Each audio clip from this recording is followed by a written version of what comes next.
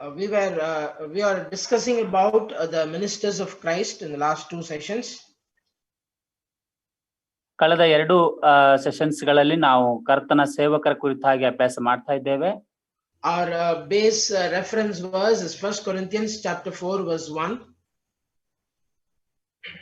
ನಮ್ಮ ಪ್ರಾರಂಭದ ಒಂದು ಆದಿವಾಗಿರುವಂತಹ ವಾಕ್ಯ ಭಾಗ 1 ಕೊರಿಂಥ 4ನೇ ಅಧ್ಯಾಯ 1ನೇ ವಾಕ್ಯವನ್ನು ನಾವು ಇಟ್ಟುಕೊಂಡು ಅಭ್ಯಾಸ ಮಾಡ್ತಾ ಇದ್ದೇವೆ.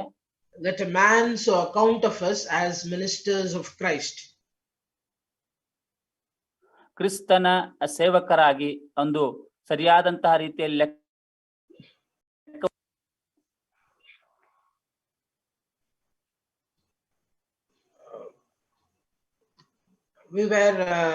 we discussed about the general overview and operation of a minister of Christ.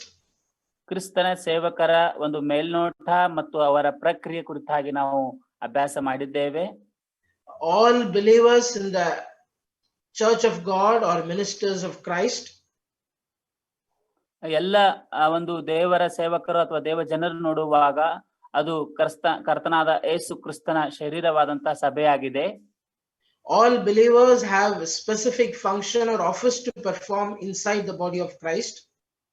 ಕರ್ತನ ಶರೀರ ಅಥವಾ ಕರ್ತನ ದೇಹವೆಂದು ಕರೆಯಲ್ಪಡುವಂತಹ ಸಭೆಯೊಳಗೆ ಪ್ರತಿಯೊಬ್ಬ ಸಹೋದರ ಸಹೋದರಿಯು ತಮ್ಮದೇ ಆದಂತಹ ಜವಾಬ್ದಾರಿಯನ್ನು ಹೊಂದಿದವರಾಗಿದ್ದಾರೆ. And they are enabled by the Holy Spirit of God with specific gifts and talents. ಅದನ್ನ ಪರಿಪೂರ್ಣವಾಗಿ ಕಾರ್ಯರೂಪಕ್ಕೆ ತರುವುದರಲ್ಲಿ ದೇವರ ಆತ್ಮನು ಸ್ವತಃ ಸಹಾಯಕನಾಗಿದ್ದಾನೆ. The main objective of a minister of Christ is being a channel of communication between God and his people.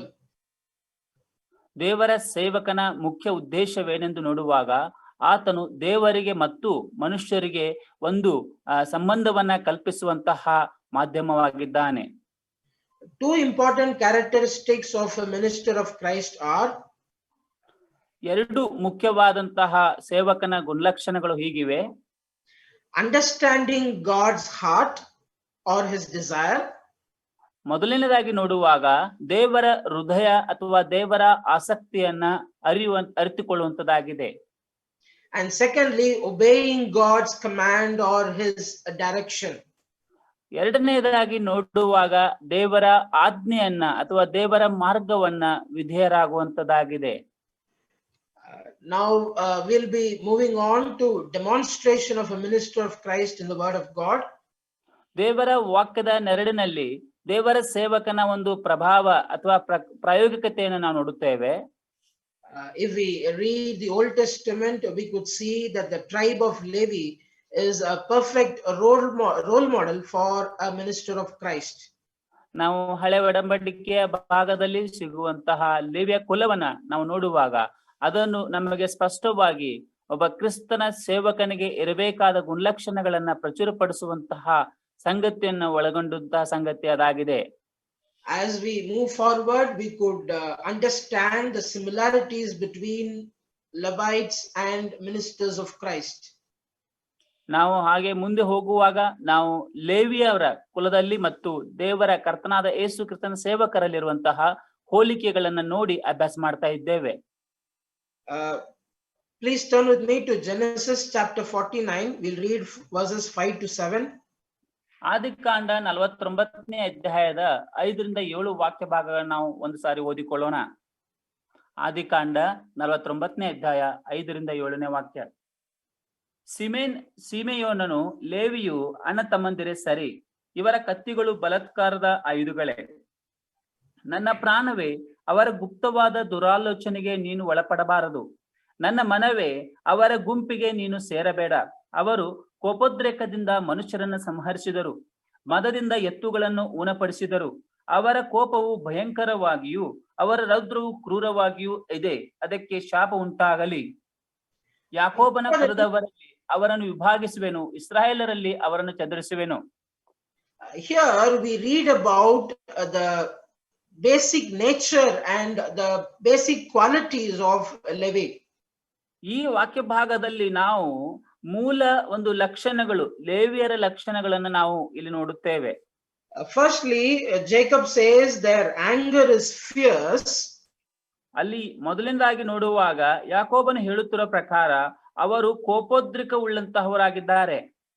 And in verse 6 we read, in their self will they dig down a wall and slew a man. ಅಲ್ಲಿ ನಾವು ನೋಡುತ್ತೇವೆ 6ನೇ ವಾಕ್ಯದಲ್ಲಿ ಅವರು ಗುಪ್ತವಾದ ದುರಾಲೋಚನೆಗೆ ಒಳಪಟ್ಟು ಕೋಪೋದ್ರೇಕದಿಂದ ಮನುಷ್ಯರನ್ನು ಸಂಹರಿಸಿದರು ಎಂಬುದಾಗಿ ನೋಡುತ್ತೇವೆ. Herein we understand that they are followers of their own self will. ಇಲ್ಲಿ ವಾಕ್ಯ ಭಾಗದಲ್ಲಿ ನೋಡುವಾಗ ಅವರು ಸ್ವಂತ ಆಲೋಚನೆಯ ಮೇಲೆ ನಿಂತುಕೊಳ್ಳುವಂತವರಾಗಿರುತ್ತಾರೆ. And more importantly, we could also understand about their devotion to their particular calling. ಅಲ್ಲಿ ಎರಡನೇದಾಗಿ ನೋಡುವಾಗ ಅವರ ಸಮರ್ಪಣೆಯನ್ನು ಕೂಡ ನಾವು ನೋಡುತ್ತೇವೆ. ಅವರಿಗೆ ಕರೆಯಲ್ಪಟ್ಟಂತಹ ಕರೆಯುವಿಕೆಗೆ ಅವರು ಸಮರ್ಪಣೆ ಉಳ್ಳವರಾಗಿರುತ್ತಾರೆ. They are very much attached or devoted to their family, and they cannot compromise any defilement within their family. ಅವರು ತಮ್ಮ ಕುಟುಂಬಕ್ಕೆ ಬಹಳ ಆಸಕ್ತಿ ಉಳ್ಳಂತವರು ಅಥವಾ ಕುಟುಂಬದ ಕುರಿತಾಗಿ ಗರ್ವ ಪಡುವಂತವರು, ಕುಟುಂಬದ ಕುರಿತಾಗಿ ಸಮರ್ಪಣೆ ಉಳ್ಳಂತವರಾಗಿದ್ದಾರೆ. ಎಷ್ಟರ ಮಟ್ಟಿಗೆ ಸಮರ್ಪಣೆ ಆಗಿದ್ದಾರೆ ಎಂದು ಹೇಳುವಾಗ ಅವರು ಕುಟುಂಬದಲ್ಲಿ ಅವರ ಕುಟುಂಬಕ್ಕೆ ಯಾವುದೇ ರೀತಿಯಾದಂತಹ ಹಾನಿ ಆಗುವುದನ್ನು ಅವರು ಸಹಿಸಿಕೊಳ್ಳುವುದಿಲ್ಲ. And we also read from Jacob's account that they are swift to shed blood. ಯಾಕೋಬನು ಹೇಳುವ ಒಂದು ಆಲೋಚನೆ ಮೇರೆಗೆ ನೋಡುವಾಗ ಅವರು ರಕ್ತ ಸುರಿಸುವುದಕ್ಕಾಗಿ ಆತುರ ಪಡುವಂತವರಾಗಿದ್ದಾರೆ. So they are completely devoted to their calling, to their family. ಅವರು ಸಂಪೂರ್ಣವಾಗಿ ತಮ್ಮ ಕುಟುಂಬದ ಕರೆಯುವಿಕೆಗಾಗಿ ಸಮರ್ಪಣೆ ಉಳ್ಳವರಾಗಿದ್ದಾರೆ. And not only that, their execution will be fierce and swift. ಅದರ ಒಂದು ಪರಿಣಾಮ ನೋಡುವಾಗ ಅವರು ತುಂಬಾ ಕೋಪೋದ್ರೇಕ ಉಳ್ಳವರಾಗಿದ್ದು ಮತ್ತು ತ್ವರಿತವಾಗಿ ರಕ್ತವನ್ನು ಸುರಿಸುವುದಕ್ಕಾಗಿ ಪ್ರಯಾಸ ಪಡುವಂತವರಾಗಿದ್ದಾರೆ. We also read, if we turn to Exodus chapter 32, a different account of Levites. ಇನ್ನು ನಾವು ಎರಡನೇ ವಾಕ್ಯ ಭಾಗವಾಗಿ ವಿಮೋಚಕನ ಕಾಂಡ 32ನೇ ಅಧ್ಯಾಯದಿಂದ ಅಲ್ಲಿ ಇನ್ನೊಂದು ಅರ್ಥ ರೂಪದಲ್ಲಿ ಕಂಡು ಬರುವಂತಹ ಲೇವಿಯರ ಕುರಿತಾಗಿ ನಾವು ನೋಡಲಿಕ್ಕಿದ್ದೇವೆ. Firstly, in Genesis 49 we read about Levi's nature. ಮೊಟ್ಟ ಮೊದಲನೇದಾಗಿ ನಾವು ನೋಡಿದ ವಾಕ್ಯ ಭಾಗದಲ್ಲಿ ಆದಿಕಾಂಡ 49ನೇ ಅಧ್ಯಾಯ 5ರಿಂದ 7ನೇ ವಾಕ್ಯ ಭಾಗದಲ್ಲಿ ಅದು ಲೇವಿಯರ ಮೊದಲನೆಯ ಗುಣಲಕ್ಷಣವಾಗಿತ್ತು. And here in Exodus 32 we could read about the nature of Levites or the sons of Levi's nature. ಈ ಎರಡನೇ ಭಾಗದಲ್ಲಿ ನೋಡುವಾಗ ಇಲ್ಲಿ ವಿಮೋಚಕನ ಕಾಂಡ 32ನೇ ಅಧ್ಯಾಯ 25ರಿಂದ 29ನೇ ವಾಕ್ಯ ಭಾಗದಲ್ಲಿ ಲೇವಿ ಅಥವಾ ಲೇವಿ ಕುಲದವರ ಒಂದು ಗುಣಲಕ್ಷಣವನ್ನು ನೋಡುತ್ತಾ ಇದ್ದೇವೆ. When Moses makes a call to the people of Israel who is on the Lord's side, ಅಲ್ಲಿ ಮೋಶೆಯು ಯಾರು ಯೆಹೋವನ ಪಕ್ಷವಾಗಿದ್ದೀರಿ ಎಂಬುದಾಗಿ ಕರೆಯನ್ನು ಕೊಡುತ್ತಾನೋ all the children of Israel gather toward Moses. ಅದೇ ರೀತಿಯ ಕರೆಯುವಿಕೆಗೆ ಹೋಗೊಟ್ಟಂತಹ ಎಲ್ಲ ಜನರು ಲೇವಿ ಜನರು ಮೋಶೆಯ ಪರವಾಗಿ ನಿಲ್ಲುತ್ತಾರೆ. Here also we could understand their devotion to a specific calling. ಇಲ್ಲಿ ಕೂಡ ನಾವು ನೋಡುತ್ತೇವೆ ಅವರ ಕರೆಯುವಿಕೆಗೆ ಅವರು ಸಮರ್ಪಣೆ ಉಳ್ಳವರಾಗಿ ಇರುವುದನ್ನು ಕಾಣುತ್ತೇವೆ. Levi was devoted to his family. ಲೇವಿಯವರು ತಮ್ಮ ಕುಟುಂಬಕ್ಕೆ ಸಮರ್ಪಣೆ ಉಳ್ಳಂತವರಾಗಿದ್ದರು. Sons of Levi here are devoted to the calling of God. ಅದೇ ರೀತಿಯಾಗಿ ನೋಡುವಾಗ ಲೇವಿ ಕುಲದವರು ಸಹ ಇಲ್ಲಿ ದೇವರಿಗೋಸ್ಕರವಾಗಿ ಸಮರ್ಪಣೆ ಉಳ್ಳವರಾಗಿದ್ದಾರೆ. See the transformation the Levites have underwent in the presence of the Most High God. ಈ ರೀತಿಯಾಗಿ ದೇವರ ಮಧ್ಯಸ್ಥಿಕೆಯಲ್ಲಿ ಉಪಸ್ಥಿತಿಯಲ್ಲಿ ಎಷ್ಟು ಅದ್ಭುತವಾದ ಬದಲಾವಣೆಯನ್ನ ಲೇವಿಯರಲ್ಲಿ ನಾವು ಕಾಣಬಹುದು. Levi was cruel in nature, swift to shed blood. ಲೇವಿಯ ಕುಲ ನೋಡುವಾಗ ಒಂದು ಕೋಪೋದ್ರೇಕ ಉಳ್ಳಂತವರು ಮತ್ತು ರಕ್ತವನ್ನು ಸುರಿಸುವುದಕ್ಕೆ ಆತುರ ಪಡುವಂತವರು. Not Levi's tribe, Levi. Levi as a person was swift to shed blood, was cruel in nature. ಲೇವಿಯು ಕೋಪೋದ್ರೇಕ ಉಳ್ಳಂತವನಾಗಿದ್ದನು ಮತ್ತು ರಕ್ತವನ್ನು ಸುರಿಸುವುದಕ್ಕಾಗಿ ಆತುರ ಪಡುವಂತವನಾಗಿದ್ದನು. But here even the sons of Levi here we see they were transformed to service of God. ಈ ಭಾಗದಲ್ಲಿ ನೋಡುವಾಗ ಲೇವಿಯ ಕುಲದವರು ದೇವರ ಸೇವೆಯ ವಿಷಯದಲ್ಲಿ ಪರಿವರ್ತನೆ ಹೊಂದಿರುವುದನ್ನು ನಾವು ಕಾಣುತ್ತೇವೆ. They were instruments of cruelty, now they are instruments of righteousness. ಒಂದು ಹಿಂಸೆಯ ಸಾಧನಗಳಾಗಿ ಇದ್ದಂತವನು ಈಗ ನೋಡುತ್ತೇವೆ ನೀತಿವಂತಿಕೆಯ ಸಾಧನಗಳಾಗಿ ಮಾರ್ಪಟ್ಟಿದ್ದಾರೆ. Such was their transformation. ಈ ರೀತಿಯಾದಂತಹ ಒಂದು ಮಾರ್ಪಾಡನ್ನು ನಾವು ಅವರಲ್ಲಿ ಕಾಣುತ್ತೇವೆ. Even in our lives, we were children of darkness, but now we are seated as believers in the most holy place. ಆದ್ರೆ ನಮ್ಮ ಕುರಿತಾಗಿಯೂ ಕೂಡ ನೋಡುವಾಗ ನಾವು ಕೂಡ ಕತ್ತಲೆ ಅಂಧಕಾರದ ಜನರವಾಗಿದ್ದೆವು. ಆದಾಗ್ಯೂ ಕೂಡ ಇವತ್ತು ದೇವರ ಮಹಾಕೃಪೆಯಿಂದ ಆತನ ಬಲಗಡೆಯಲ್ಲಿದ್ದೇವೆ. Salvation through the blood of Jesus Christ has given the same kind of transformation which the Levites experienced. ಯೇಸು ಕ್ರಿಸ್ತನ ರಕ್ತದ ಮೂಲಕವಾಗಿ ಸ್ಥಾಪಿತವಾದಂತಹ ರಕ್ಷಣೆಯ ಮೂಲಕವಾಗಿ ನಾವು ಕೂಡ ಲೇವಿಯರ ಹಾಗೆ ಪರಿವರ್ತನೆ ಹೊಂದಿ ಮಾರ್ಪಾಡು ಹೊಂದಿದಂತವರು ಆಗಿದ್ದೇವೆ. And here in Exodus 32, we also read about their fierceness in execution. ಅವರ 32ನೇ ಅಧ್ಯಾಯ ವಿಮೋಚಕನ ಕಾಂಡದಲ್ಲಿ ನಾವು ನೋಡುತ್ತೇವೆ ಅವರು ಎಷ್ಟು ದೇವರ ಸೇವೆಗೆ ಕುರಿತಾಗಿ ಕೋಪೋದ್ರಿಕ ಉಳ್ಳವರಾಗಿದ್ದಾರೆ ಎಂಬುದನ್ನು ನಾವು ನೋಡುತ್ತೇವೆ. So now we will just discuss about the comparison between Levi and Levites. ಈ ಸಮಯದಲ್ಲಿ ನಾವು ಲೇವಿ ಮತ್ತು ಲೇವಿಯ ಕುಲದವರ ಕುರಿತಾಗಿ ಕೆಲವೊಂದು ಹೋಲಿಕೆ ವಿಷಯಗಳನ್ನ ಅಭ್ಯಾಸ ಮಾಡೋಣ. Just as you see in the table before you, ನಿಮ್ಮ ಮುಂದೆ ಇರುವಂತಹ ಒಂದು ಸ್ಲೈಡ್ ನಲ್ಲಿ ಬಹಳ ಸ್ಪಷ್ಟವಾಗಿ ಹೇಳಲ್ಪಟ್ಟಂತ ವಿಷಯಗಳನ್ನ ನಾವು ಆಲೋಚನೆ ಮಾಡೋಣ. Levi was completely devoted to his family. Levi ಎಂಬ ಕುರಿತಾಗಿ ನೋಡುವಾಗ ಆತನು ತನ್ನ ಕುಟುಂಬದ ನಿಮಿತ್ತವಾಗಿ ಸಮರ್ಪಣೆ ಉಳ್ಳವನಾಗಿದ್ದನು.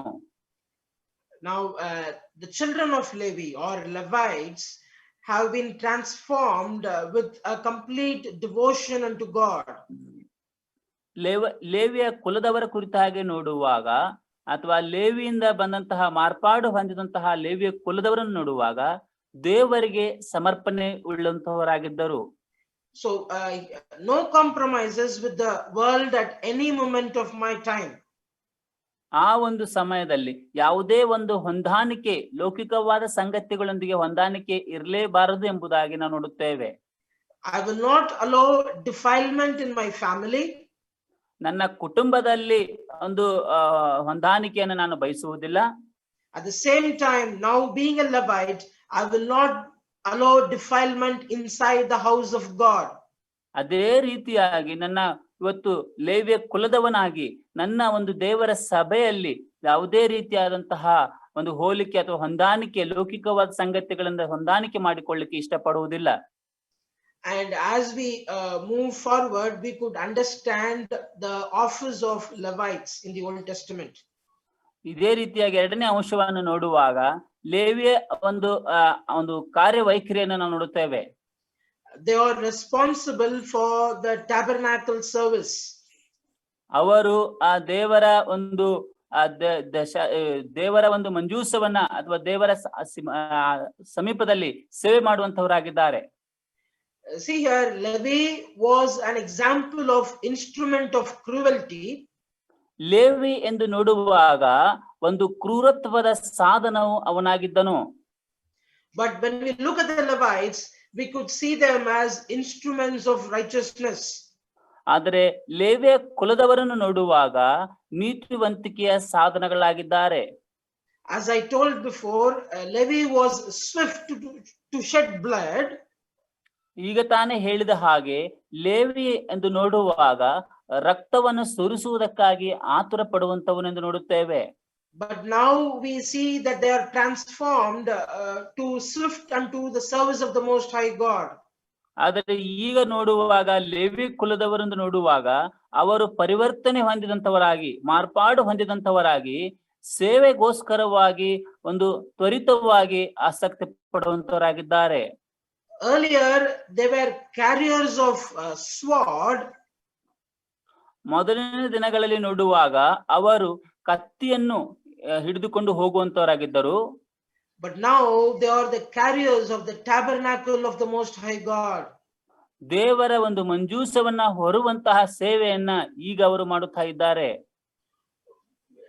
We could see that they are enjoying a very perfect position in the house of the Most High God. ಇಂತಹ ಒಂದು ಶ್ರೇಷ್ಠವಾದಂತಹ ದೇವರ ಒಂದು ಸನ್ನಿಧಿ ಸೇವೆಯಲ್ಲಿ ಅವರು ಸೇವೆ ಮಾಡುವುದನ್ನು ನಾವು ನೋಡುತ್ತೇವೆ. In Genesis 49 verse 6 we read, ಆದಿಕಾಂಡ ಒಂದು 49ನೇ ಅಧ್ಯಾಯದ 6ನೇ ವಾಕ್ಯದಲ್ಲಿ ನಾವು ಓದಿದೆವು, Jacob told that in their self will they killed a man. ಅವರು ತಮ್ಮ ಸ್ವಂತ ಮನಸ್ಸಿನ ಆಲೋಚನೆಯ ಮೇರೆಗೆ ಮನುಷ್ಯನನ್ನು ಕೊಂದು ಹಾಕುತ್ತಾರೆ. But now see here, Levites are followers of the pillars of cloud and fire. ಈಗ ನಾವು ನೋಡುತ್ತೇವೆ, ಲೇವಿಯ ಕುಲದವರು ಸರ್ವಶಕ್ತನಾದಂತಹ ದೇವರ ಒಂದು ಅಸ್ತಿವಾರದ ಕಂಬುಗಳನ್ನ ಹೊರುವಂತವರಾಗಿದ್ದಾರೆ. As we know that the people of Israel traveled through the desert for a long period of time.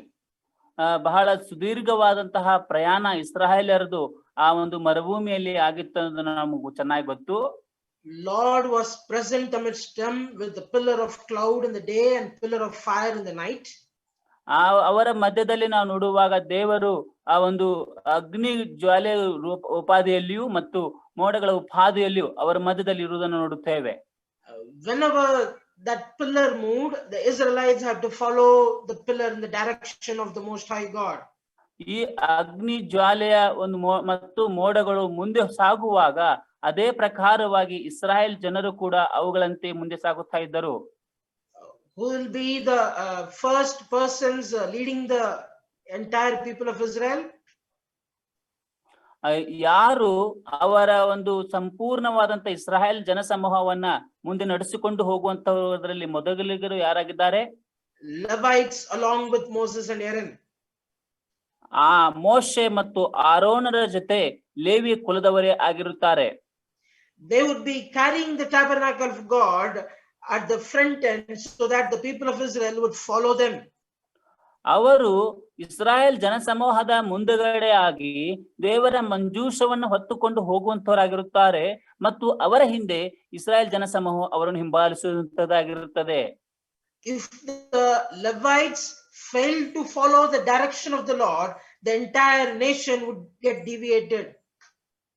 ಒಂದು ವೇಳೆ ಲೇವಿಯ ಕುಲದವರೇನಾದರೂ ಕೂಡ ದೇವರ ತೋರಿಸುವಂತ ದಾರಿಯನ್ನ ಮಾರ್ಗವನ್ನ ತಪ್ಪಿದರೆ ಸಂಪೂರ್ಣ ಇಸ್ರಾಯೇಲ್ ಜನಸಮೂಹ ಕೂಡ ದಾರಿಯನ್ನು ತಪ್ಪಿ ಹೋಗುತ್ತಿತ್ತು.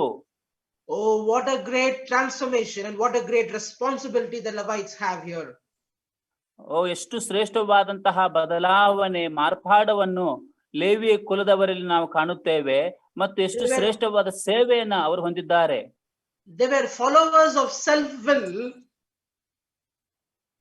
ಅವರು ಮೊದಲು ನಾವು ನೋಡುವಾಗ ಸ್ವಂತ ಆಲೋಚನೆ ಮೇಲೆಗೆ ಅವರು ಜೀವಿಸ್ತಾ ಇರುವಂತವರು. But now they are following the direction of the Most High God. ಆದರೆ ಈಗ ಅವರು ಜೀವವುಳ್ಳಂತಹ ದೇವರ ಸರ್ವಶ್ರೇಷ್ಠನಾದ ದೇವರ ಮಾರ್ಗವನ್ನ ಹಿಂಬಾಲಿಸುವಂತವರಾಗಿದ್ದಾರೆ. We as ministers of Christ also have to perform just like Levites did in the Old Testament. ಕರ್ತನ ಸೇವಕರನ್ನು ಎನಿಸಿಕೊಳ್ಳುವಂತಹ ನಾವಾದರೂ ಕೂಡ ಅದೇ ರೀತಿಯಾಗಿ ಲೇವಿಯರ ಹಾಗೆ ಕರ್ತನ ಒಂದು ಆಲೋಚನೆ ಮೇರೆಗೆ ಮುಂದೆ ಸಾಗುವಂತವರಾಗಿರಬೇಕು. Are we following the God's heart or are we following the God's ways in our life? ನಾವು ನಮ್ಮ ಜೀವಿತಗಳಲ್ಲಿ ದೇವರ ಮಾರ್ಗಗಳನ್ನು ಅನುಸರಿಸುತ್ತಾ ಇದ್ದೇವಾ? ದೇವರ ಹೃದಯಕ್ಕೆ ಅನುಸಾರವಾಗಿ ಜೀವಿಸ್ತಾ ಇದ್ದೇವಾ? We as ministers of Christ are responsible for leading the church in the appropriate direction. ನಾವು ದೇವರ ಸೇವಕರಾಗಿ ಒಂದು ಅತ್ಯುನ್ನತವಾದ ಜವಾಬ್ದಾರಿಯನ್ನು ಹೊಂದಿದಂತವರಾಗಿದ್ದೇವೆ. ಅದೇನೆಂದರೆ ಸಭೆಯನ್ನು ಕ್ರಿಸ್ತನ ಮಾರ್ಗಗಳಲ್ಲಿ ನಡೆಸಿಕೊಂಡು ಹೋಗುವಂತವರು. No compromises with the world anymore. ಲೌಕಿಕವಾದ ಯಾವುದೇ ಸಂಗತಿಯೊಂದಿಗೆ ಹೊಂದಾಣಿಕೆಯನ್ನು ನಾವು ಮಾಡಿಕೊಳ್ಳಲೇಬಾರದು. We are the handlers of the office inside the church of God. ದೇವರ ಸಭೆಯಲ್ಲಿ ಒಂದು ಕಾರ್ಯವೈಖರಿಗಳನ್ನು ನಡೆಸಿಕೊಂಡು ಹೋಗುವಂತಹ ಜವಾಬ್ದಾರಿಯನ್ನ ದೇವರು ನಮಗೆ ಕೊಟ್ಟಂತವನಾಗಿದ್ದಾನೆ. We are the people looking at the Jesus and leading the church toward Jesus Christ himself. ಕರ್ತನಾದ ಯೇಸು ಕ್ರಿಸ್ತನನ್ನೇ ನೋಡುತ್ತಾ ಆತನ ಮಾರ್ಗಗಳನ್ನು ಅರಿತುಕೊಂಡು ಅದೇ ಮಾರ್ಗಗಳಲ್ಲಿ ಸಭೆಯನ್ನು ನಡೆಸಿಕೊಂಡು ಹೋಗುವಂತಹ ಜವಾಬ್ದಾರಿಯನ್ನು ನಾವು ಹೊಂದಿದ್ದೇವೆ. It is very important for a minister of Christ to exhibit Levite nature in his personal life and in his church life. ಕ್ರಿಸ್ತನ ಸೇವಕರ ಎನಿಸಿಕೊಂಡಂತವರಲ್ಲಿ ಲೇವಿಯ ಕುಲದವರ ಒಂದು ಗುಣಲಕ್ಷಣಗಳನ್ನ ಹೊಂದುವಂತದ್ದು ಮತ್ತು ಆ ಪ್ರಕಾರವಾಗಿ ನಡೆದುಕೊಳ್ಳುವಂತದ್ದು ಬಹಳ ಅವಶ್ಯಕವಾಗಿದೆ ದೇವರ ಸಭೆಯಲ್ಲಿ. Now we'll move on to the next portion about the Levites. ನಾವು ಲೇವಿಯರ ಕುರಿತಾಗಿರುವಂತಹ ಮುಂದಿನ ಭಾಗದ ಕುರಿತಾಗಿ ನಾವು ಧ್ಯಾನ ಮಾಡ್ಲಿಕ್ಕಿದ್ದೇವೆ. Firstly, we'll return to Numbers chapter 3. ಮೊಟ್ಟ ಮೊದಲನೇದಾಗಿ ನಾವು ಈಗ ಒಂದು ಅರಣ್ಯಕಾಂಡ 3ನೇ ಅಧ್ಯಾಯಕ್ಕೆ ಬರೋಣ. Verse 17. 17ನೇ ವಾಕ್ಯವನ್ನ ಓದಿಕೊಳ್ಳೋಣ. ಲೇವಿಯ ಮಕ್ಕಳು ಯಾರೆಂದರೆ ಗೆರ್ಷೋನ್, ಕೆಹಾತ್, ಮೆರಾರಿ ಇವರೇ. Yes, here we read about the 3 sons of Levi. ಈ ವಾಕ್ಯ ಭಾಗದಲ್ಲಿ ಲೇವಿಯ 3 ಜನ ಮಕ್ಕಳನ್ನು ನೋಡುತ್ತೇವೆ. All the Levites are called to the service unto the Most High God. ಎಲ್ಲ ಲೇವಿಯ ಕುಲದವರನ್ನು ದೇವರ ಸನ್ನಿಧಿ ಸೇವೆಗಾಗಿ ದೇವರು ಕರೆದಿದ್ದಾನೆ. But all the children of Levi do not have the same office.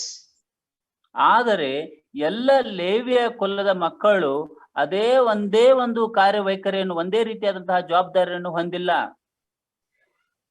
The responsibilities with respect to the tabernacle service, ದೇವರ ಒಂದು ಸನ್ನಿಧಿ ಸೇವೆಯಲ್ಲಿ ದೇವದರ್ಶನದ ಗುಡಾರದಲ್ಲಿ ಸೇವೆ ಮಾಡುವಂತಹ ಜವಾಬ್ದಾರಿಯನ್ನು ನೋಡುವಾಗ are classified into 3 different classes with respect to Levi's sons.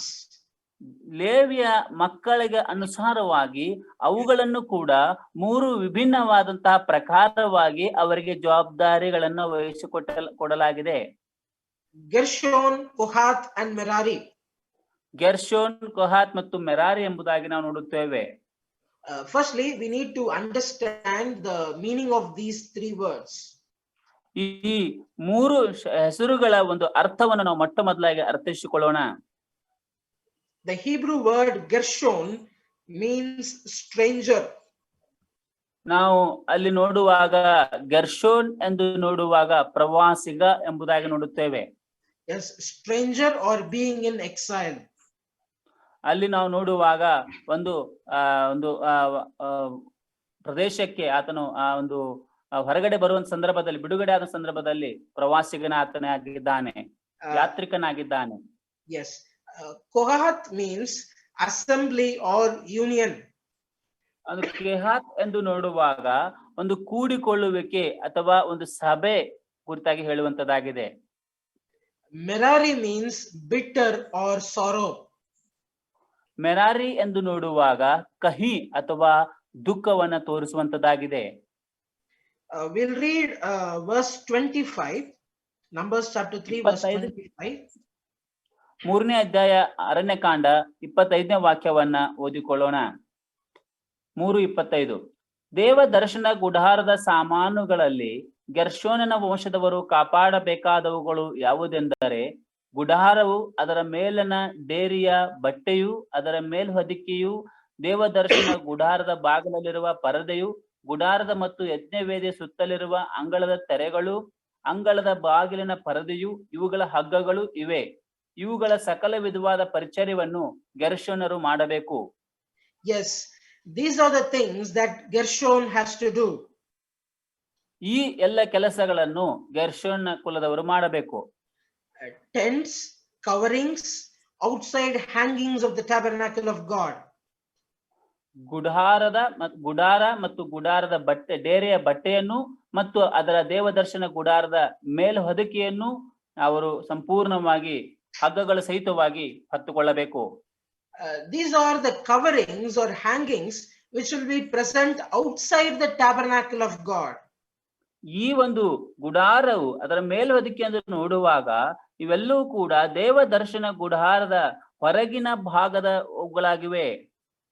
So what do we understand here is Gershon is concerned with the outside elements of the tabernacle of God.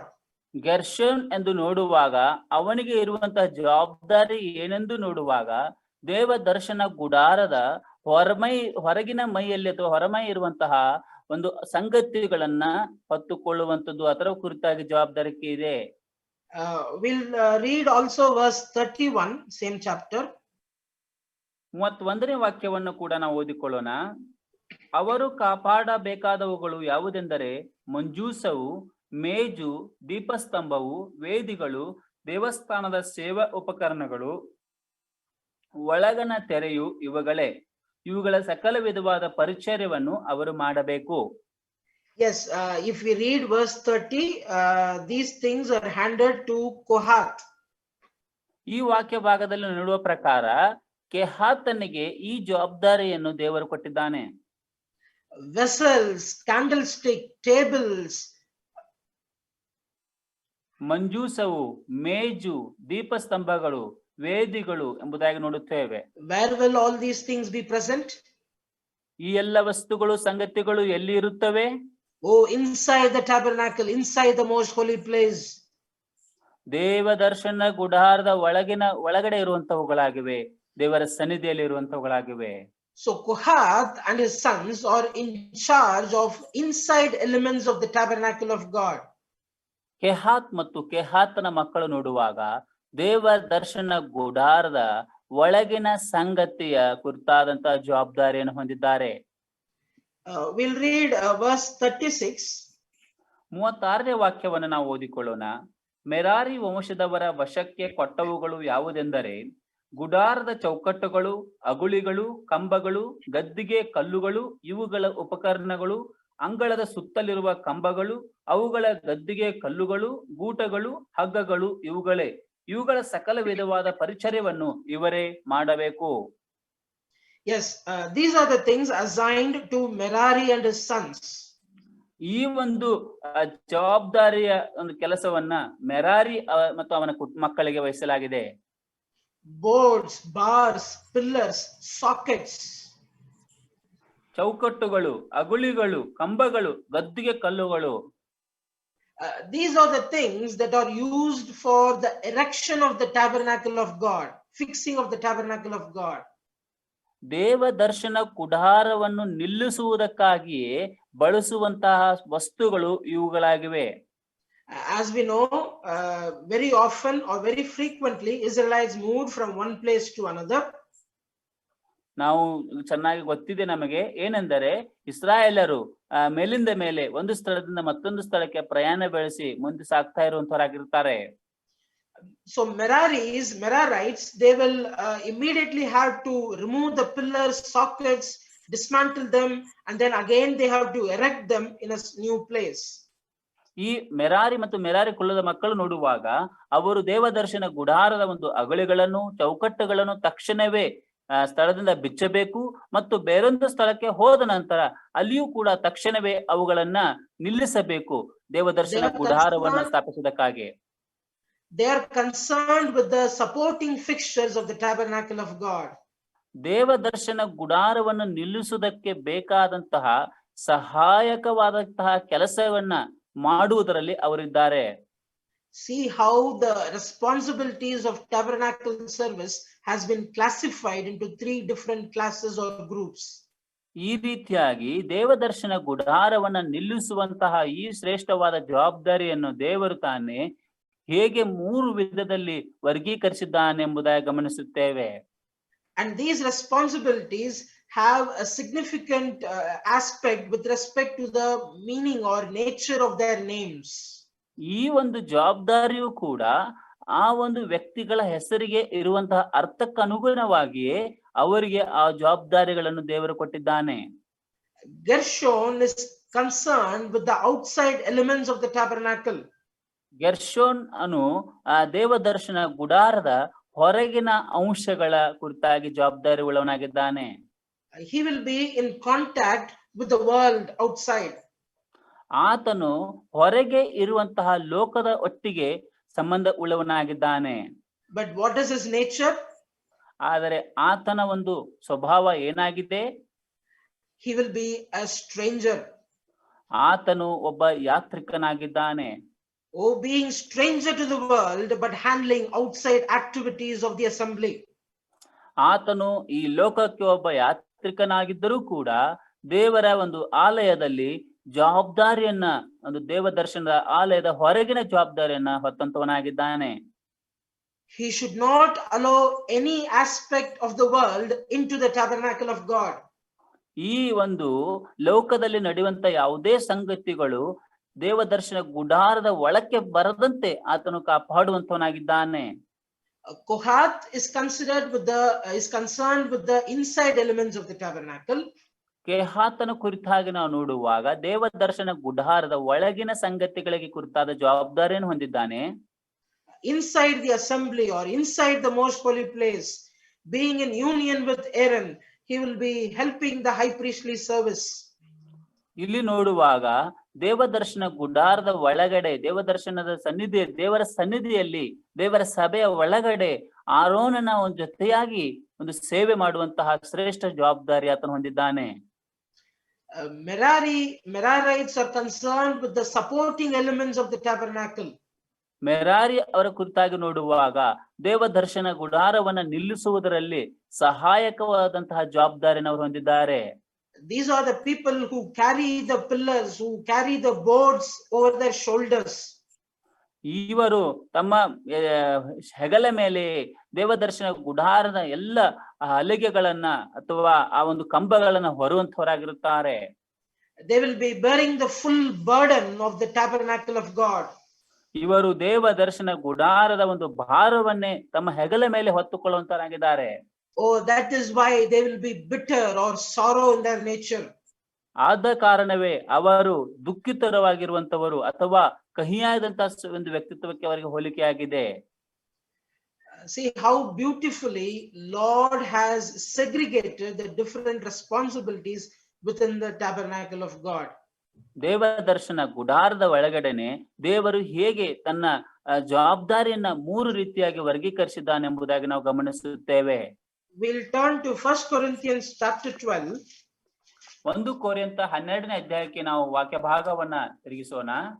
We'll read verse 4. 4ನೇ ವಾಕ್ಯ ಭಾಗವನ್ನ ನಾವು ಓದಿಕೊಳ್ಳೋಣ. 1 ಕೊರಿಂಥ 12ನೇ ಅಧ್ಯಾಯ 4ನೇ ವಾಕ್ಯವನ್ನ ಓದಿಕೊಳ್ಳೋಣ. ವರಗಳಲ್ಲಿ ಬೇರೆ ಬೇರೆ ವಿಧಗಳುಂಟು, ದೇವರಾತ್ಮನು ಒಬ್ಬನೇ. Yes, there are diversities of gifts, but the same Spirit.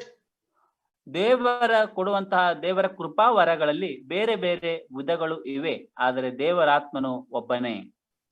All the Levites are called for service unto the Most High God. ಎಲ್ಲ ಲೇವಿಯ ಕುಲದವರು ಸರ್ವಶ್ರೇಷ್ಠನಾದಂತಹ ದೇವರ ಸನ್ನಿಧಿ ಸೇವೆಗಾಗಿ ಕರೆಯಲ್ಪಟ್ಟಂತವರಾಗಿದ್ದಾರೆ. But they have a diverse office inside the tabernacle of God. ಆದರೆ ದೇವದರ್ಶನ ಗುಡಾರದಲ್ಲಿ ಅವರಿಗೆ ಬೇರೆ ಬೇರೆ ವಿಧವಾದಂತಹ ಕಾರ್ಯಗಳು ಇವೆ. See how beautifully Lord has explained the responsibilities of ministers of Christ in the history of Levites. ಲೇವಿಯರ ಒಂದು ಇತಿಹಾಸದ ಕುರಿತಾಗಿ ಇತಿಹಾಸದಲ್ಲಿ ನಮಗೆ ಸ್ಪಷ್ಟವಾಗುತ್ತದೆ ದೇವರ ಒಂದು ಸೇವೆಯ ವಿಷಯದಲ್ಲಿಯೂ ಕೂಡ ದೇವರು ಹೇಗೆ ಬೇರೆ ಬೇರೆ ವಿಧದಲ್ಲಿ ಜವಾಬ್ದಾರಿಯನ್ನು ವಹಿಸಿದ್ದಾನೆ ಎಂಬುದನ್ನು ನೋಡುತ್ತೇವೆ. We'll turn our focus to Gershonites. ನಾವು ಗೆರ್ಷೋನರ ಕುರಿತಾಗಿ ನಾವು ನೋಡುವಾಗ yes, we read that his nature is a strangership. ಆತನ ಒಂದು ಲಕ್ಷಣವೇನು ಎಂದು ನೋಡುವಾಗ ಆತನೊಬ್ಬ ಯಾತ್ರಿಕನಾಗಿದ್ದಾನೆ. What is the application in our assembly? ಆದ್ರೆ ನಮ್ಮ ಒಂದು ಸಭೆಗೆ ಅದು ಹೇಗೆ ಅನ್ವಯವಾಗುತ್ತದೆ? Who is concerned with the outside elements of the world, outside elements of the assembly of God? ದೇವರ ಸಭೆಯ ಹೊರಗಿನ ಕಾರ್ಯ, ಸಭೆಯ ಹೊರಗೆ ನಡೆಯುವಂತಹ ಕಾರ್ಯಗಳ ಕುರಿತಾಗಿ ಯಾರು ಜವಾಬ್ದಾರಿ ಹೊಂದಿರುತ್ತಾರೆ? Evangelists and preachers of the gospel. ಸೇವಕರು, ಸುವಾರ್ತಿಕರು, ಸುವಾರ್ತೆಯನ್ನು ಸಾರುವಂತಹ, ಸುವಾರ್ತೆಯನ್ನು ಕೊಂಡೊಯ್ಯುವಂತಹ ಸುವಾರ್ತಿಕರು. They only explain the gospel to the outside world. ಹೊರಗೆ ಇರುವಂತಹ ಜನರಿಗೆ ಅವರು ಸುವಾರ್ತೆಯನ್ನ ಸಾರುವಂತವರಾಗಿರುತ್ತಾರೆ. Yes, but their important nature should be they should not compromise with the world, no anything. ಅವರ ಒಂದು ಮುಖ್ಯವಾದಂತಹ ಗುಣಲಕ್ಷಣ ಏನಾಗಿರಬೇಕು ಎಂದು ನೋಡುವಾಗ ಅವರು ಲೋಕದೊಟ್ಟಿಗೆ ಯಾವುದೇ ಕಾರಣಕ್ಕೂ ಹೊಂದಾಣಿಕೆ ಮಾಡಿಕೊಳ್ಳದೆ ಅವರಾಗಿರಬೇಕು. Just as Gershon was stranger to the outside world, ಯಾವ ರೀತಿಯಾಗಿಯೂ ಗೆರ್ಷೋನ್ ಕೂಡ ಒಂದು ಲೋಕದಲ್ಲಿ ಯಾತ್ರಿಕನಾಗಿದ್ದನೋ, the evangelists and preachers need to maintain that same strangership to the outside world. ಅದೇ ರೀತಿಯಾದಂತಹ ರೀತಿಯಲ್ಲಿ ಸುವಾರ್ತಿಕರು ಕೂಡ ಲೋಕದಲ್ಲಿ ಸುವಾರ್ತೆಯನ್ನು ಸಾರುವಾಗಲೂ ಕೂಡ ಅದೇ ಗೆರ್ಷೋನನ ಒಂದು ಗುಣಲಕ್ಷಣವಾದಂತಹ ಯಾತ್ರಿಕತೆಯನ್ನ ಅಥವಾ ಹೊಂದಾಣಿಕೆ ಮಾಡಿಕೊಳ್ಳದೇ ಇದ್ದಂತಹ ಪ್ರತ್ಯೇಕತೆಯನ್ನ ಅವರು ತೋರಿಸುವಂತವರಾಗಿರಬೇಕು. Now Kohathites or Kohath, what is his workplace? What is his responsibility? ಕೆಹಾತನು ಕುರಿತಾಗಿ ನೋಡುವಾಗ ಕೆಹಾತಿನ ಜವಾಬ್ದಾರಿ ಏನಾಗಿತ್ತು? Inside the tabernacle of God. ದೇವ ದರ್ಶನ ಗುಡಾರದ ಒಳಗೆ ಇರುವಂತಹ ಸೇವೆ. If we apply that same principle to the ministers of Christ, ಅದೇ ಒಂದು ತತ್ವವನ್ನು ಕ್ರಿಸ್ತನ ಸೇವಕರಿಗೆ ನಾವು ಅನ್ವಯಿಸಿ ನೋಡುವಾಗ, Kohathites are people who do perform their activities inside the assembly of God.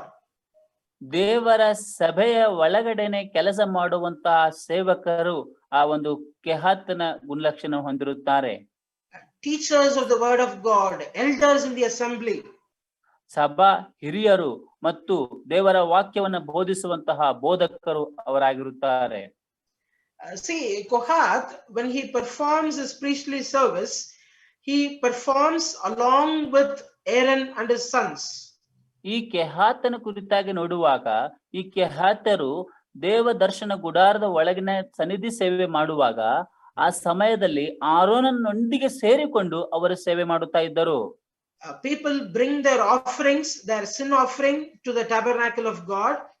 ಅಲ್ಲಿ ಜನರು ದೇವ ದರ್ಶನ ಗುಡಾರಕ್ಕೆ ಅಲ್ಲಿ ಪಾಪ ಪರಿಹಾರಕ ಯಜ್ಞದ ಒಂದು ಕಾಣಿಕೆಯನ್ನು ತೆಗೆದುಕೊಂಡು ಬರ್ತಾ ಇದ್ರು.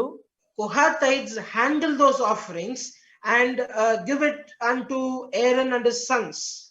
ಆ ಒಂದು ಕೆಹಾತನು ಅವುಗಳನ್ನು ಜನರಿಂದ ಪಡೆದುಕೊಂಡು ಆರೋನನಿಗೂ ಮತ್ತು ಅವನ ಮಕ್ಕಳಿಗೆ ವಹಿಸುತ್ತಿದ್ದನು. They will be in union with the high priest and his sons. ಈ ಕೆಹಾತರು ನೋಡುವಾಗ ಆರೋನನು ಮತ್ತು ಮಹಾಯಾಜಕನ ಆ ಒಂದು ಮಹಾಯಾಜಕನ ಕುಟುಂಬದವರೊಂದಿಗೆ ಒಂದು ಅನ್ಯೋನ್ಯತೆ ಉಳ್ಳವರಾಗಿ ಸೇವೆ ಮಾಡುವಂತವರಾಗಿರುತ್ತಾರೆ. Whenever the people of Israel fall back from the principles of God, ಯಾವಾಗ ನಾವು ನೋಡುವಾಗ ಇಸ್ರಾಯೇಲ್ ಜನರು ದೇವರ ಆಜ್ಞೆಯನ್ನ ಮೀರಿ ನಡೆಯುತ್ತಾರೋ, Kohathites perform their service along with Aaron to reconcile the people of God back to God. ಈ ಕೆಹಾತ್ಯರು ಆ ಸಮಯದಲ್ಲಿ ಆರೋನನೊಂದಿಗೆ ಸೇರಿಕೊಂಡು ಆ ಜನರನ್ನು ತಿರುಗಿ ದೇವರೊಟ್ಟಿಗೆ ಸಂಧಾನ ಪಡಿಸುವಂತಹ ಕಾರ್ಯದಲ್ಲಿ ತಮ್ಮನ್ನು ತೊಡಗಿಸಿಕೊಳ್ಳುತ್ತಾರೆ. That is the same responsibility for a teacher of the word of God in a local assembly. ಅದೇ ರೀತಿಯಾದಂತಹ ಜವಾಬ್ದಾರಿಯನ್ನು ಸಭಾ ಹಿರಿಯನು ಮತ್ತು ದೇವರ ವಾಕ್ಯವನ್ನ ಬೋಧಿಸುವಂತಹ ಬೋಧಕರು ಹೊಂದಿರುತ್ತಾರೆ. Whenever a believer falls back in his life, in his personal life, ಯಾವಾಗ ಒಬ್ಬ ವಿಶ್ವಾಸಿಯು ದಾರಿ ತಪ್ಪಿ ವಾಕ್ಯಕ್ಕನುಗುಣವಾಗಿ ನಡೆಯದೆ ವಾಕ್ಯಕ್ಕೆ ವ್ಯತಿರಿಕ್ತವಾಗಿ ಜೀವಿಸುತ್ತಾನೋ, it is the responsibility of the teacher to show forth the word of God and bring him back, reconcile back unto God. ಆತನನ್ನು ದೇವರ ಬಳಿಗೆ ಬರಮಾಡಿ ದೇವರ ಸನ್ನಿಧಿಯಲ್ಲಿ ಆತನಿಗೆ ಒಂದು ಮನ ಪರಿವರ್ತನೆ ಉಂಟು ಮಾಡಿ ದೇವರೊಟ್ಟಿಗೆ ತಿರುಗಿ ಆತನ ಸಂಧಾನ ಪಡಿಸುವಂತಹ ಜವಾಬ್ದಾರಿಯನ್ನು ಬೋಧಕನು ಹೊಂದಿರುತ್ತಾನೆ. And not only that, ಅದರೊಟ್ಟಿಗೆ ಕೂಡ by showing forth Christ to the church, ಕ್ರಿಸ್ತನನ್ನು ಸಭೆಗೆ ಪ್ರಕಟಿಸುವಂತದ್ದು, every teacher of the word of God or every minister will enable the people in the assembly to grow in the faith of God. ದೇವ ಜನರು ಅಥವಾ ಸಭೆಯ ವಿಶ್ವಾಸಿಗಳು ಕ್ರಿಸ್ತನ ನಂಬಿಕೆಯಲ್ಲಿ ಬೆಳೆಯುವಂತೆ ರೀತಿಯಲ್ಲಿ ನೋಡಿಕೊಳ್ಳುವಂತಹ ಜವಾಬ್ದಾರಿ ಅವರದಾಗಿರುತ್ತದೆ. So they are concerned, Kohathites are concerned with reconciliation service and enabling people to grow in the faith. ಕೆಹಾತ್ಯರ ಜವಾಬ್ದಾರಿ ನೋಡುವಾಗ ದೇವರೊಟ್ಟಿಗೆ ಜನರನ್ನು ಸಂಧಾನ ಪಡಿಸುವಂತದ್ದು ಮತ್ತು ಅವರನ್ನು ದೇವರ ವಿಷಯದಲ್ಲಿ ನಂಬಿಕೆಯಲ್ಲಿ ವೃದ್ಧಿ ಮಾಡುವಂತಹ ಜವಾಬ್ದಾರಿಯನ್ನು ಹೊಂದಿರುತ್ತಾರೆ. But it is extremely important that Kohathites do this service in union or joined with Aaron and his sons. ಬಹಳ ಪ್ರಮುಖವಾದ ಸಂಗತಿ ಏನೆಂದು ನೋಡುವಾಗ ಈ ಕೆಹಾತ್ಯರು ಆರೋನನ ಮತ್ತು ಆರೋನನ ಮಕ್ಕಳೊಂದಿಗೆ ಜೊತೆಯಾಗಿ ಅನ್ಯೋನ್ಯತೆ ಹೊಂದಿದವರಾಗಿಯೇ ಅವರು ಸೇವೆ ಮಾಡಬೇಕು. We also should be joined along with our high priest, Lord Jesus Christ himself, in our service. ನಾವು ಕೂಡ ನಮ್ಮ ಒಂದು ಸೇವೆಯಲ್ಲಿ ಸರ್ವಶ್ರೇಷ್ಠನಾದ ಮಹಾಯಾಜಕನೊಟ್ಟಿಗೆ ಸೇರಿಕೊಂಡೇ ನಾವು ಸೇವೆ ಮಾಡುವಂತವರಾಗಿರಬೇಕು. Now moving on to Merarites. ನಾವು ಮೆರಾರೆ ಕುರಿತಾಗಿ ಅಭ್ಯಾಸ ಮಾಡುವಾಗ they are the people who bear the entire burden of the tabernacle of God. ಇವರು ದೇವ ದರ್ಶನದ ಗುಡಾರದ ಸರ್ವ ಭಾರವನ್ನು ಹೊತ್ತುಕೊಳ್ಳುವಂತವರಾಗಿದ್ದಾರೆ. So here if we apply the same principle to the assembly, ಇದನ್ನು ಸಭೆಗೆ ಅನ್ವಯಿಸುವಾಗ all the prayer warriors or helpers and deacons and support people who support the assembly, they all come under the Merarites. ಪ್ರಾರ್ಥನಾ ವೀರರು, ಸಭಾ ಸೇವಕರು, ಸಭೆಗೆ ಸಹಾಯ ಮಾಡುತ್ತಿರುವಂತಹ ಎಲ್ಲ ಸಹಾಯಕರು ಕೂಡ ಎಲ್ಲರೂ ಕೂಡ ಮೆರಾರಿ ಅವರ ಗುಣಲಕ್ಷಣವನ್ನು ಅವರ ಜವಾಬ್ದಾರಿಯನ್ನು ಹೊಂದಿದಂತವರಾಗಿರುತ್ತಾರೆ. You may have the gift of prayer. ನಿಮಗೆ ಪ್ರಾರ್ಥಿಸುವಂತಹ ವರ ಇರಬಹುದು. Just like Merarites bore the entire burden of the tabernacle, it is the responsibility of the prayer warriors to bear the burden of the entire assembly. ಮೆರಾರಿಯವರು ದೇವದರ್ಶನ ಗುಡಾರದ ಜವಾಬ್ದಾರಿಯನ್ನ ಅಥವಾ ಭಾರವನ್ನ ತಮ್ಮ ಹೆಗಲ ಮೇಲೆ ಹೊತ್ತುಕೊಂಡಂತವರಾಗಿ ಇದ್ದರೋ ಹಾಗೆ ನೀವು ಕೂಡ ಪ್ರಾರ್ಥನೆ ವೀರರಾಗಿ ದೇವರ ಸಭೆಯ ಎಲ್ಲ ಜವಾಬ್ದಾರಿಯನ್ನ ಹೊರುವಂತವರಾಗಿರುತ್ತೀರಿ. Oh, the Levites are clear role models for the ministers of Christ. ಈ ಲೇವಿಯ ಕುಲದವರು ದೇವರ ಸನ್ನಿಧಿ ಸೇವಕರಿಗೆ ಸರ್ವ ಸಂಪೂರ್ಣವಾದಂತಹ ಚಿತ್ರಣವೇ ಆಗಿದ್ದಾರೆ. Are we being strangers to the world or being part of this world?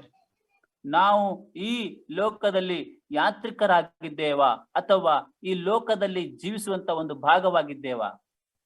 Are we exhibiting Christ in our personal life to the assembly so that the entire assembly would grow in the faith to the stature of the Lord Jesus Christ himself? ನಾವು ನಮ್ಮ ಕರ್ತನಾದ ಯೇಸು ಕ್ರಿಸ್ತನನ್ನು ಸಭೆಯಲ್ಲಿ ಪ್ರಚುರಪಡಿಸುತ್ತಾ ಇದ್ದೇವಾ? ನಮ್ಮ ಪ್ರಚುರಪಡಿಸುವಿಕೆಯಿಂದ ನಮ್ಮ ಕರ್ತನಾದ ಯೇಸು ಕ್ರಿಸ್ತನನ್ನು ನಾವು ತೋರ್ಪಡಿಸುವುದರ ಮೂಲಕವಾಗಿ ನಂಬಿಕೆಯಲ್ಲಿ ಬಿದ್ದು ಹೋದಂತಹ ವಿಶ್ವಾಸಿಗಳನ್ನ ಬಲಪಡಿಸುತ್ತಾ ಇದ್ದೇವಾ? ಕರ್ತನ ಗುಣಲಕ್ಷಣಗಳನ್ನ ಪ್ರಚುರಪಡಿಸುವಂತವರಾಗಿ ಸಭೆಯನ್ನ ಅಭಿವೃದ್ಧಿ ಪಡಿಸುವುದರಲ್ಲಿ ಇದ್ದೇವಾ ಎಂಬ ಪ್ರಶ್ನೆ ನಾವು ಹಾಕಿಕೊಳ್ಳೋಣ. Just as Merarites was leading the entire people of Israel in the direction of the pillars. ಯಾವ ರೀತಿಯಾಗಿ ಮೆರಾರಿಯರು ನೋಡುವಾಗ ದೇವರು ತಾನೇ ತೋರಿಸುವಂತಹ ಅಗ್ನಿ ಮತ್ತು ಮೋಡದ ಉಪಾಧಿಯಲ್ಲಿ ದೇವರ ಮುಂದೆ ಸಾಗುವಂತಹ ದಾರಿಯಲ್ಲಿ ಅನುಗುಣವಾಗಿ ಹೇಗೆ ಸಾಗುತ್ತಾ ಇದ್ದಾರೋ ದೇವದರ್ಶನ ಗುಡಾರದ ಜವಾಬ್ದಾರಿ ಹೊತ್ತುಕೊಂಡು ಹಾಗೆ ನಾವು ಸಾಗುವಂತವರಾಗಿದ್ದೇವಾ? Yes, it is our responsibility. Every assembly has Gershonites, Merarites and Kohathites. ಪ್ರತಿಯೊಂದು ಸಭೆಯು ಕೂಡ ಗೆರ್ಷೋನರ ಹಾಗೂ ಕೆಹಾತ್ಯರ ಹಾಗೂ ಮೆರಾರಿ ಅನ್ನುವಂತವರನ್ನು ಕೂಡ ಹೊಂದಿರುವಂತದ್ದಾಗಿದೆ. Are we performing that same responsibilities with Levite devotion in our personal life in the assembly? ನಾವು ನಮ್ಮ ಸಭೆಗಳಲ್ಲಿ ಅವರ ಲೇವಿಯ ಕುಲದವರಾಗಿ ಅವರಿಗೆ ಇರುವಂತಹ ಆಸಕ್ತಿ ಅಥವಾ ಸಮರ್ಪಣೆ ಹೃದಯದಿಂದ ಮಾಡಿದ ಸೇವೆಯಂತೆ ನಾವು ಕೂಡ ಗೆರ್ಷೋನ್, ಕೆಹಾತಿ, ಮೆರಾರಿಯವರ ಹಾಗೆ ಸೇವೆ ಮಾಡುತ್ತಾ ಇದ್ದೇವಾ? Just as Levites were transformed, we were also being transformed and be seated in the most holy place. Levi ಅಲ್ಲಿ ಮಾರ್ಪಾಡು ಹೊಂದಿದ ಹಾಗೆ ನಾವು ಕೂಡ ಸರ್ವಶ್ರೇಷ್ಠನಾದಂತಹ ಕ್ರಿಸ್ತ ಯೇಸುವಿನ ಬಳಿಗೆ ನಾವು ಕುಳಿತುಕೊಂಡಂತವರಾಗಿದ್ದೇವೆ. But God is expecting that same kind of Levite devotion from every minister of Christ in the assembly of God. ಆದರೆ ದೇವರ ಸಭೆಯಲ್ಲಿ ದೇವರು ತಾನೇ ತನ್ನ ಸೇವಾರ್ಥಿಕರು ಅಥವಾ ಸೇವಕರಿಂದ ಅದೇ ರೀತಿಯಾದಂತಹ ಸೇವೆಯನ್ನು ಅಪೇಕ್ಷಿಸುತ್ತಾ ಇದ್ದಾನೆ. It is extremely important to understand God's heart and obey God's command. ಇದು ಬಹಳ ಪ್ರಮುಖವಾದ ಸಂಗತಿ ಏನೆಂದರೆ ದೇವರ ಹೃದಯವನ್ನು ಅರ್ಥ ಮಾಡಿಕೊಳ್ಳುವಂತದ್ದು ಮತ್ತು ದೇವರ ಆಜ್ಞೆಗಳಿಗೆ ವಿಧೇಯರಾಗುವಂತದ್ದು. We are united inside the body of Christ. ನಾವು ಕರ್ತನಾದ ಯೇಸು ಕ್ರಿಸ್ತನ ಶರೀರದ ಭಾಗವಾಗಿ ಒಂದಾಗಿದ್ದೇವೆ.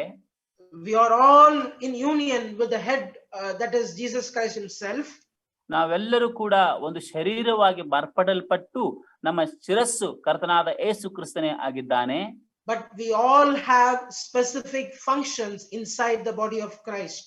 ಆದರೆ ನಾವು ಪ್ರತಿಯೊಬ್ಬರು ಕೂಡ ಪ್ರತ್ಯೇಕವಾದಂತಹ ಪ್ರತಿಯೊಬ್ಬೊಬ್ಬರಿಗೂ ಕೂಡ ಬೇರೆ ಬೇರೆ ವಿಧವಾದಂತಹ ಜವಾಬ್ದಾರಿಗಳನ್ನು ದೇವರು ಕೊಟ್ಟಿದ್ದಾನೆ ಕ್ರಿಸ್ತನ ಶರೀರದಲ್ಲಿ.